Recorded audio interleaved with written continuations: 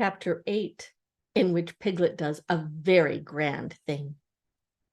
Halfway between Pooh's house and Piglet's house was a thoughtful spot where they met sometimes when they had decided to go and see each other, and it was warm and out of the wind.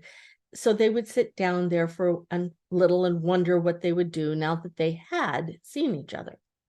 One day, when they decided not to do anything, Pooh made up a verse about it so that everybody should know what that place was for. This warm and sunny spot belongs to Pooh, and here he wonders what he's going to do. Oh, bother, I forgot. It's Piglet's too. Now, one autumn morning, when the wind had blown all the leaves off the trees in the night and was trying to blow the branches off, Pooh and Piglet were sitting in the thoughtful spot and wondering. What I think, said Pooh, is I think we should go to Pooh Corner and see Eeyore, because perhaps his house has been blown down, and perhaps he'd like us to build it again. What I think, said Piglet, is that we'll go and see Christopher Robin, only he won't be there, so we can't. Let's go and see everybody, said Pooh, because when you've been walking in the wind for miles and you suddenly go into someone's house and he says, "Hello, Pooh, you're just in time for a little smackerel of something," and you are, then it's what I call a friendly day.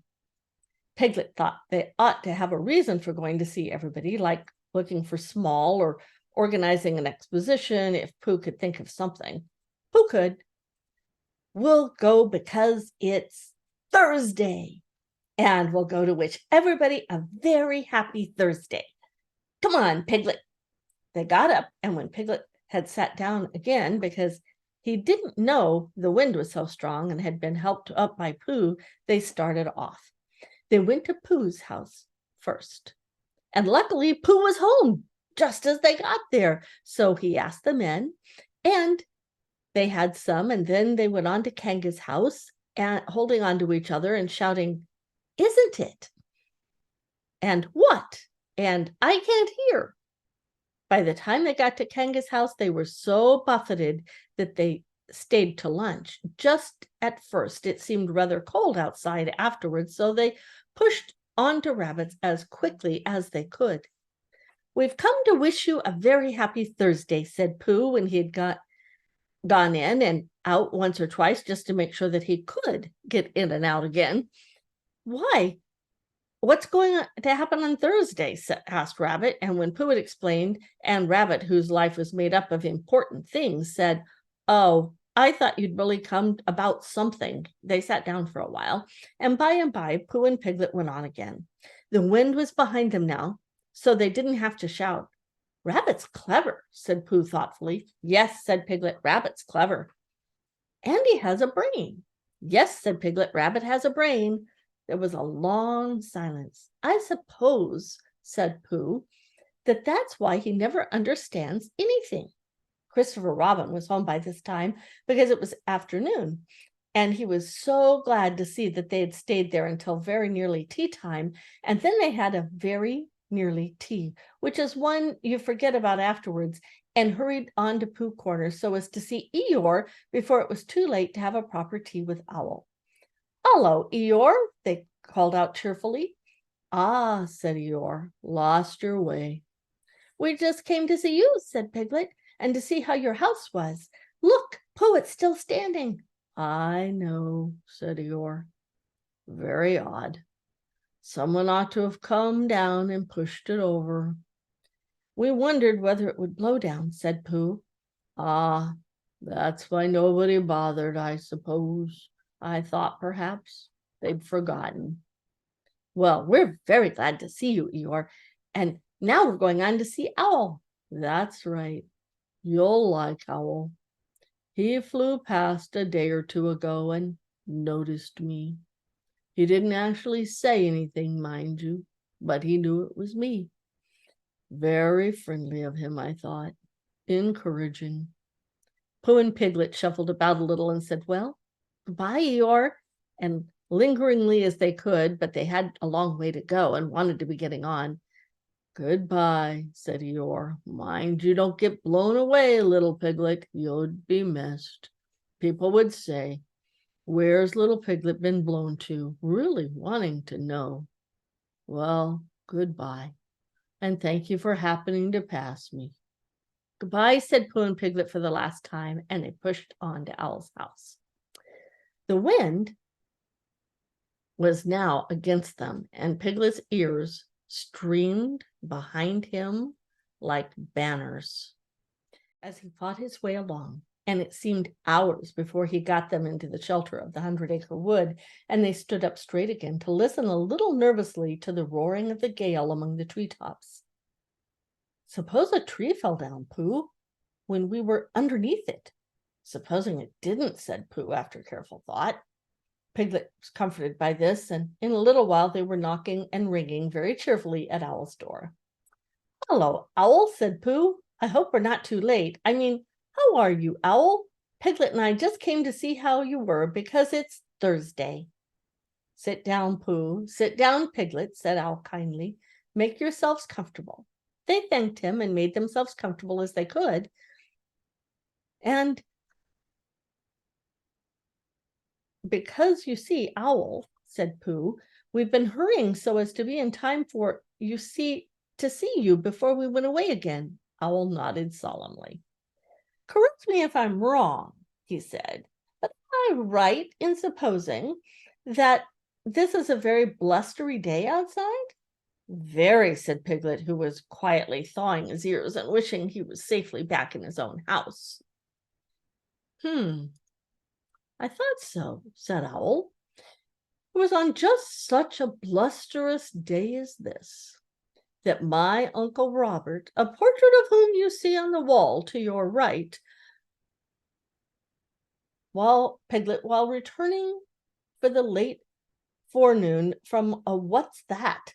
There was a loud cracking noise. "Look out!" cried Pooh. "Mind the clock! Out of the way, Piglet! Piglet, I'm falling on you!" "Help!" cried Piglet. Pooh's side of the room was slowly tilting upwards, and his chair began sliding down on Piglet's.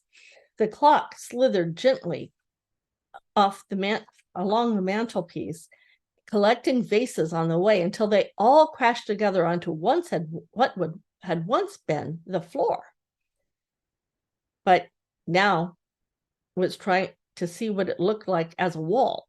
Uncle Robert, who was going to be the new hearth rug, was bringing the rest of his wall with him as a carpet, met Piglet's chair just as Piglet was expecting to leave it, and for a while it became very difficult to remember which was really the north.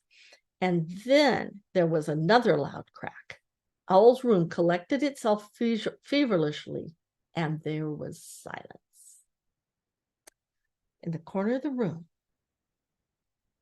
a tablecloth began to wiggle.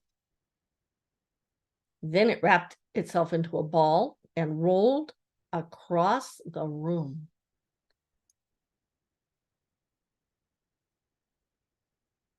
Then it jumped up and down once or twice and put out two ears. It rolled across the room again and unwound itself. "Pooh," said Piglet nervously. "Yes," said one of the chairs. "Where are we?" "I'm not quite sure," said the chair. Are we in Owl's house?" "I think so, because we were just going to have tea and we hadn't had it." "Oh," said Piglet. "Well, did Owl always have a letter box in his ceiling?" "Has he?" "Yes, look." "I can't," said Pooh. "I'm face downward under something, and that, Piglet, is a very bad position for looking at ceilings." "Well, he has, Pooh." "Perhaps he's changed it," said Pooh, "just for a change."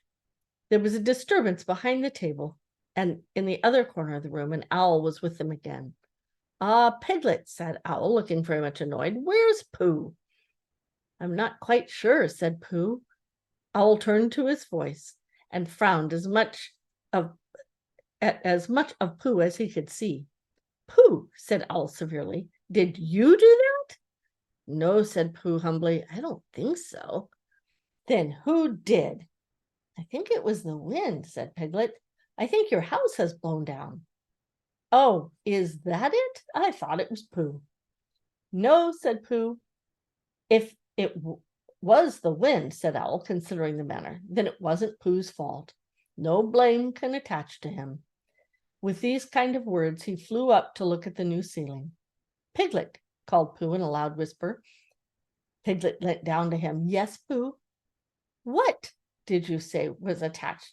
What did he say was attached to me? He said he didn't blame you. Oh, I thought he meant, oh, I see. Owl, said Piglet, come down and help Pooh. Owl, who was admiring his letterbox, flew down again. Together they pushed and pulled at the armchair, and in a little while, Pooh came out from underneath and was able to look around him again. Well, said Owl, this is a nice state of things. What are we going to do, Pooh? Can you think of anything? Asked Piglet. Well, I had just thought of something, said Pooh. It was a little thing I thought of, and he began to sing. I lay on my chest, and I thought it best to pretend I was having an evening rest. I lay on my turn, and I tried to hum. I laid on my tum, and I tried to hum, but nothing particular seemed to come. My face was flat on the floor, and that is all very well for an acrobat, but it doesn't seem fair to a friendly bear to stiffen him out of his basket chair. And a sort of squoze, which grows and grows, is not too nice for his poor old nose, and a sort of squish is much too much for his neck and his mouth and his ears and such. That was all, said Pooh. Owl coughed in an unadmiring sort of way and said that if Pooh was sure that was all, they could now give their minds to the problem because, said Owl, we can't go out by what used to be the front door. Something's fallen on it. But how else can you get out? Said Piglet anxiously. That's the problem, Piglet, to which I am asking Pooh to give his mind. Pooh sat on the floor, which had been a wall, and gazed up at the ceiling, which had been another wall, with a front door, which had once been a front door, and tried to give his mind to it. Could you fly up to the letter box with Piglet on your back? He asked. No, said Piglet quickly, he couldn't. Owl explained about necessary dorsal muscles, and he explained to Pooh that Christopher Robin once before, he explained this to Pooh and Christopher Robin once before, and had been waiting ever since for a chance to do it again, because it's the kind of thing you can easily explain twice before anybody knows what you're talking about. Because you see, Owl, if we could get Piglet up to the letter box, he might squeeze through the place where the letters come and climb down the tree and run for help. Piglet said hurriedly that he'd been getting bigger lately and couldn't possibly as much as he would like to, and Owl said that he had his letterbox made bigger lately just in case he got bigger letters. So perhaps Piglet might. And Piglet said, but you said the necessary, what's wouldn't. And Owl said, no, they won't, so it's no good thinking about. And then we'd better think of something, Piglet said, then we'd better think of something else and begin to at once. But Pooh's mind had gone back to the day when he had saved Piglet from the flood, and everybody had admired him so much. And as that didn't often happen, he thought he would like it to happen again. And suddenly, just as it had come before, an idea came to him. Owl, said Pooh, I've thought of something. Astute and helpful bear, said Owl. Pooh looked proud at being called a stout and helpful bear, and said modestly that he just happened to think of it. You tied a piece of string to Piglet, and you flew up to the letter box with the other end in your beak, and then pushed it through the wire and brought it down to the floor, and you and Pooh pulled hard at this end, and Piglet went slowly up the other end, and there you were. And there's Piglet, said Owl, if the string doesn't break. Supposing it does, Piglet wanted to know. Then we try another piece of string. That was not very comforting to Piglet, because however many pieces of string they tied pulling up with, it would always be the same hymn coming down, but it still did seem like the only thing to do. So with one last look in the back of his mind, and all the happy hours he had spent in the forest, not being pulled up to the ceiling by a piece of string. Piglet nodded bravely at Pooh and said that it was a very clever plan. It won't break, whispered Pooh comfortingly, because you're a small animal and I'll stand underneath. And if you save us all, it will be a very grand thing to talk about afterwards. And perhaps I'll make up a song and people will say it was so grand what Piglet did that a respectful Pooh song was made about it. Piglet felt much better after this, and when everything was ready, he found himself slowly going up to the ceiling. He was so proud that he would have called out, "Look at me!" if he hadn't been afraid that Pooh and Owl would let go of their end of the string and look at him. Up we go, Pooh said cheerfully. The ascent was proceeding as expected, and said Owl helpfully. Soon it was over. Piglet opened the letter box and climbed in. And then, having untied himself, he began to squeeze into the slit, which was, in the old days, were front doors. Many unexpected letters that WOL had written himself had come slipping. He squeezed and he squoze, and with one last squoze, he was out. And happily and excited, he turned around to squeak out a last message to the prisoners. "It's all right," he called through the letterbox. "Your tree is blown right over, Owl, and there's a branch across the door, but Christopher Robin and I can move it, and we'll bring a rope for Pooh, and I'll tell him how now I can climb down quite easily. I mean, it's dangerous, but I can do it all right. And Christopher Robin and I will be back in about half an hour. Goodbye, Pooh." And without waiting to hear Pooh's answer, "Goodbye and thank you, Piglet," he was off. "Half an hour," said Owl, settling himself comfortably. "That will give me just time to finish that story I was telling you about my Uncle Robert, the portrait of whom you see underneath you. Now let me see, where was I? Oh yes, it was just on such a blusterous day as this that my Uncle Robert closed his eyes." And that's the end of chapter 8.